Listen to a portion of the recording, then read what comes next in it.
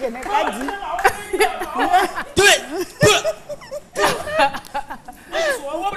Ouais.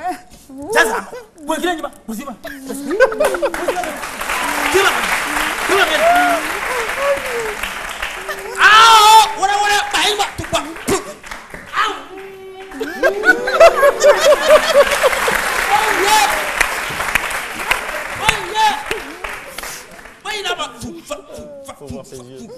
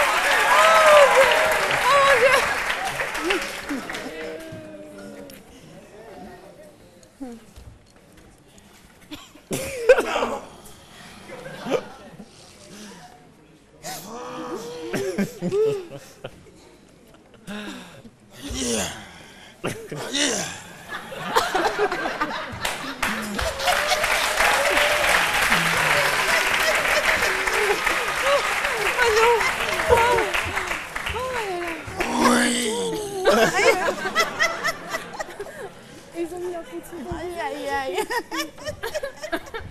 Comment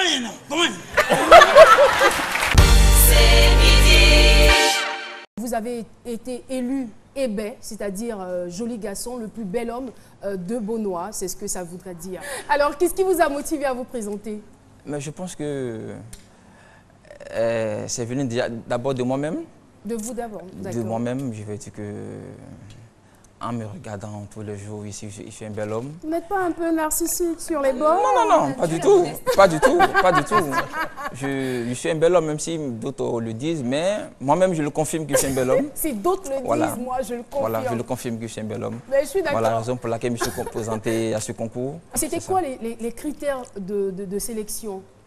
Il faut être vraiment un homme bien bâti. D'accord.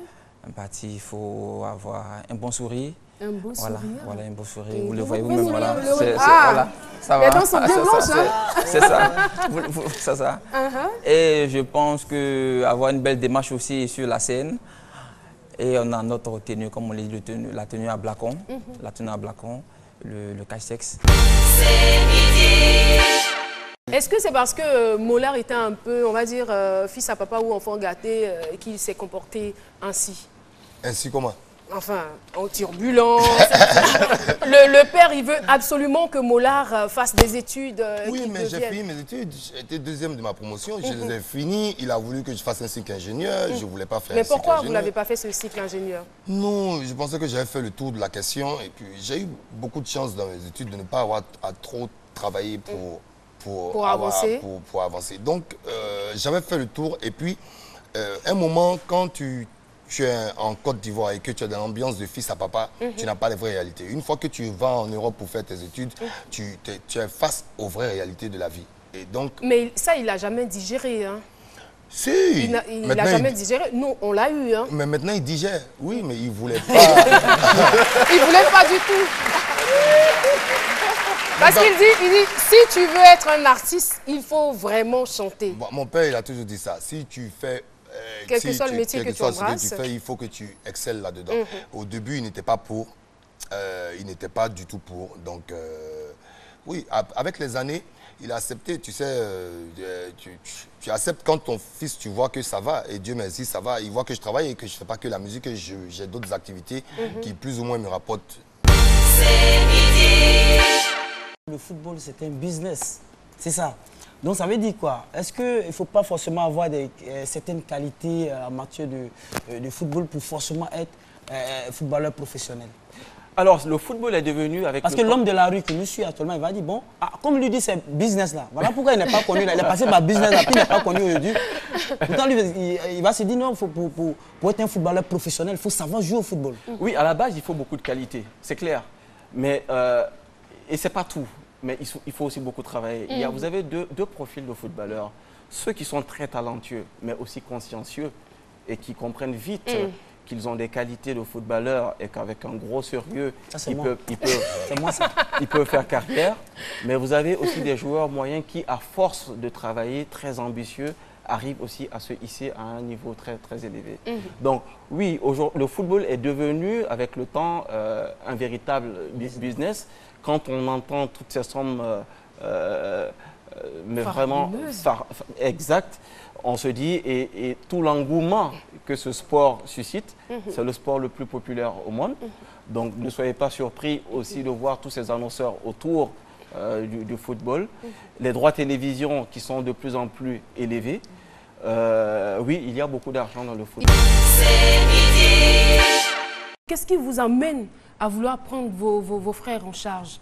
Parce que la souffrance, quand tu n'arrives pas à manger, tu n'arrives pas à gagner à manger, tu n'arrives pas à habiller, tu vois tes amis habillés, puis tu es là, tu es obligé de te sortir pour te battre. Mais est-ce que vous étiez, je veux dire, faut que les choses soient vraiment, vraiment claires.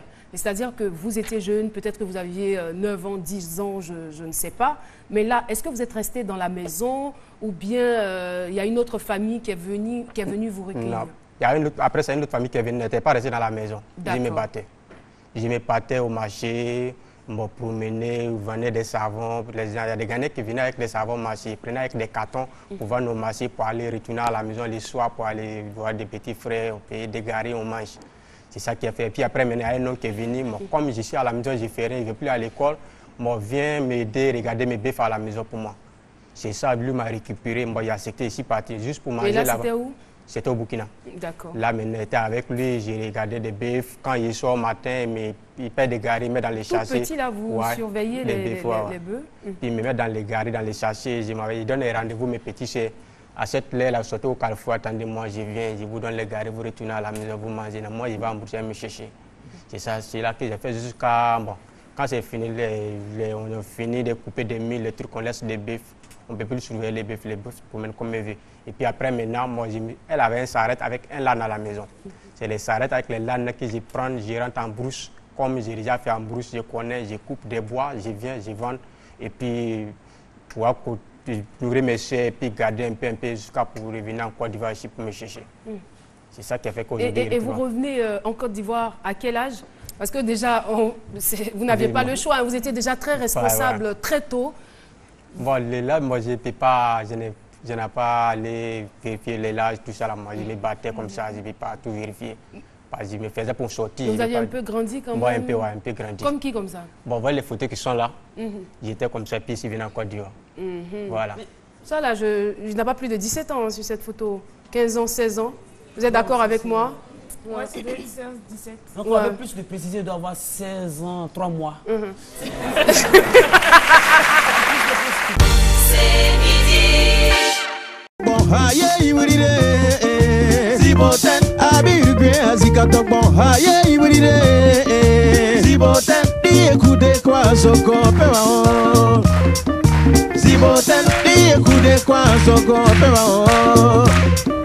Ziboten abawara ba yurikwe wa tumire ye tumire ziboten to agege ba yurikwe wa tumire ziboten koko sakiri grumo wa su agbere verea wa aye. José. José est son fiancé là. Chanteuse. Oui, la go qui fait rien ça là. C'est mon ex préféré, je te préviens aussi. Tu sais qu'Arafat c'est mon artiste préféré. Tu sais ça? Ah ok. Eh bien, on aurait appris que José et son fiancé ne travaillaient plus ensemble. Parce que monsieur veut qui n'était plus son manager, qui voulait lancer sa carrière solo. Ok. Là, jusqu'à là, tout va bien. La dernière fois, on m'appelle. José et son mari ne sortent plus ensemble. Il n'y a plus d'amour. C'est dit quoi? Moi, je doute. Je ne veux pas entendre ça, José. S'il te plaît, je vous ai beaucoup aimé. Et tu les aimes toujours? Ça continue. Non, parce que vous êtes... Pour nous là, toi, Angelina Jolie, c'est Brad Pitt. Notre couple glamour d'Abidjan. Maintenant, qu'est-ce que c'est? Hein? Je dis toujours, mes parents sont à Benoît. Il faut bien attraper le gars là. De toute façon, je te parlais. Est-ce que tu me vois venir? J'espère que c'est une rumeur parce que tu es ma soeur. Je ne peux pas le laisser partir ailleurs. Donc si tu veux plus... Ça reste en famille. Voilà, ça reste là. C'est midi. Je cherche ma maison. Je me perds dans mes souvenirs. Oh, baby. J'ai quitté pour d'autres contrées. La joie du cœur, la générosité. Jamais je ne pourrais t'oublier. Je t'aime en secret. Ce feeling inavoué. Je t'aime en secret. Ce feeling inavoué.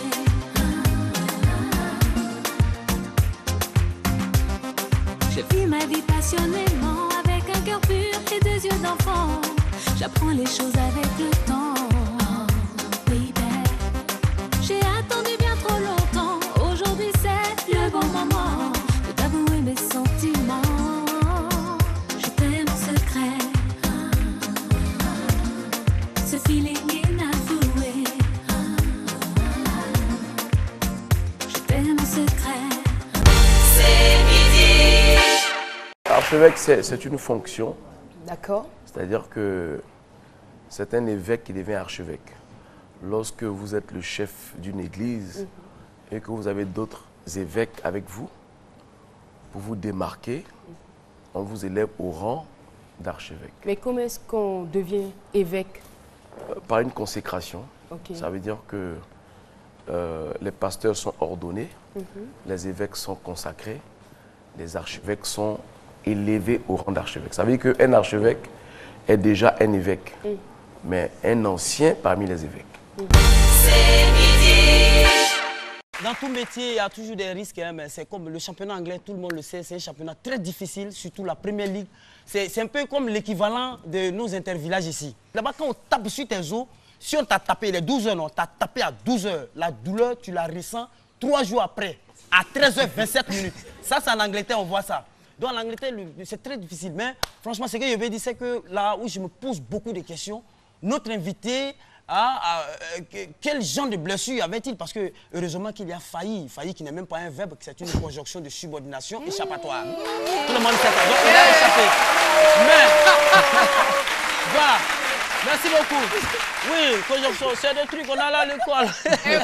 Et donc il a échappé. Et donc j'ai dit Dieu merci que voilà, il n'a pas, sa carrière n'est pas à son thème, il continue de se traiter. Mais quel genre de blessure? Parce qu'il y a plusieurs formes de blessures. Est-ce sur le terrain de football, est-ce sur un ring, ou bien c'est une blessure clôture? Ça veut dire que tu as pris clôture de quelqu'un pour descendre pour aller chercher sa femme, on t'a attrapé là-bas. Ça aussi, ça peut exister. Voilà. Et puis, il y a aussi, quand vous regardez bien les matchs de football, c'est pas tout ce quand on chante les hymnes nationaux là, quand les gens mettent la main sur le cœur comme ça, c'est pas pour tout le monde, c'est pas pour l'amour de la patrie. Il y a d'autres qui ont groumé, sa mère dessus comme ça, salut, groumé, puis quand il court, j'ai jamais entendu la maladie du cœur, groumé. Oui, quand ça atteint son paroxysme, on parle de groumé. Là, c'est la plus groumé. Mais d'une philo, c'est la totale. Et même quand vous regardez le championnat français comme ça, quand vous voyez des joueurs qu'on blesse, quand ils s'élèvent, la trappe, c'est rien comme ça. Généralement, c'est ceux qui évoluent à Rennes. Donc, comme c'est des reins, eux, ils évoluent à Rennes, ils attrapent toujours leurs reins. C'est midi.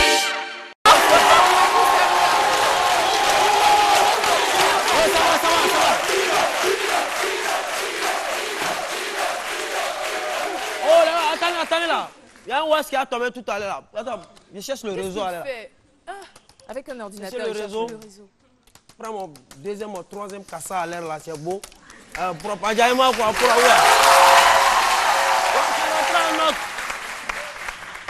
les gars, ils travaillent. Faites votre émission. Moi, je suis en train de travailler là. Il y a un client en ligne à l'air là. Mais tu travailles sur quoi, Philo?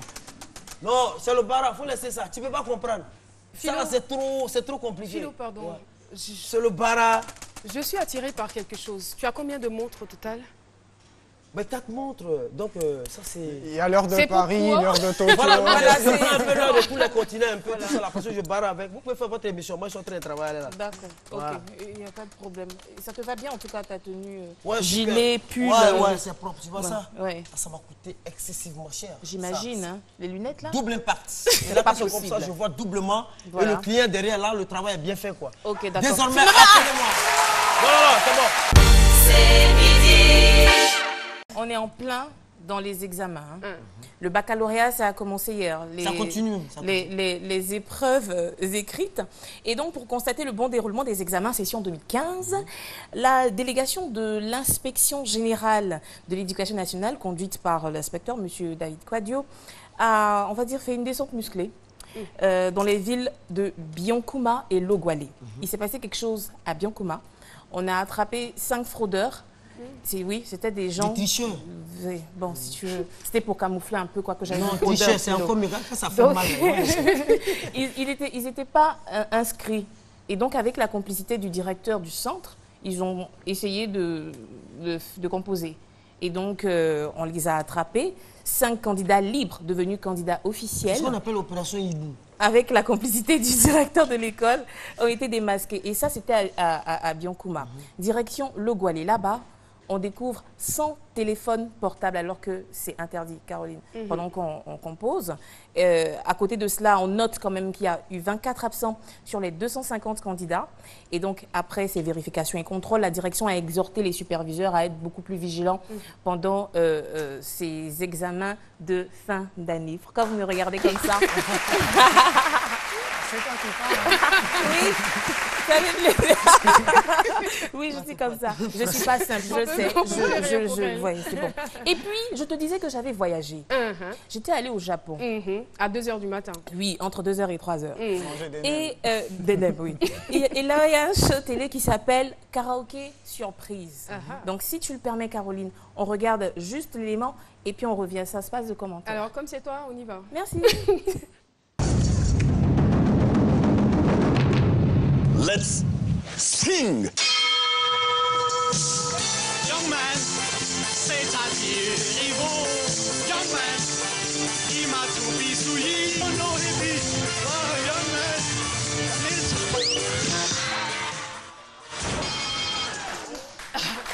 c'est marrant, hein? Le pauvre, il doit rester concentré, il doit rester dans la gamme, il doit chanter. Pendant qu'il y a ce genre d'escalier là juste en bas, voilà, il court. On pourra demander à l'équipe de Star Live d'essayer pendant pourquoi tu les fais ça, auditions, voilà, de le faire. Pourquoi pas, ça va peut-être aider les candidats. Hein. Moi, je voudrais savoir là. Si Marcelin Govoy, essayez de faire quelque chose comme ça. C'est midi.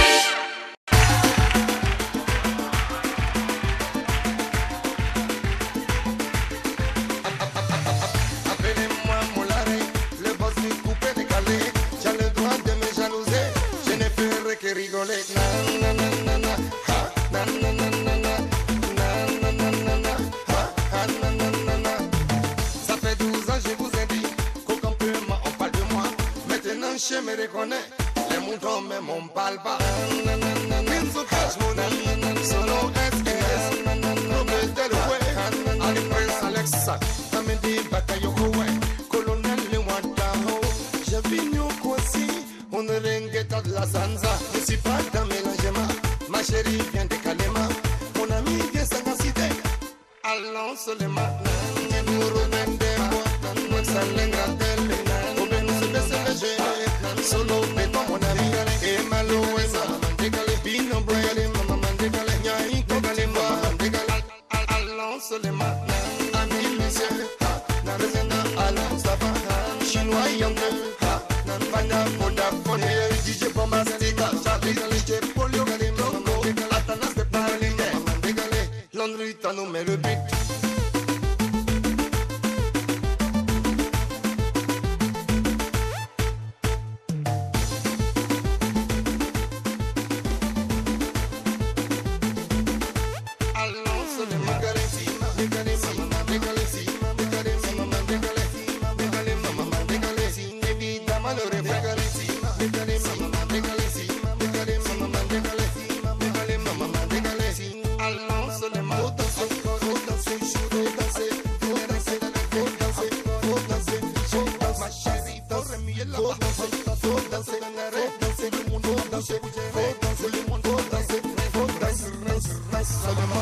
Ça fait 12 ans, je vous ai dit, aucun paiement en parle de moi.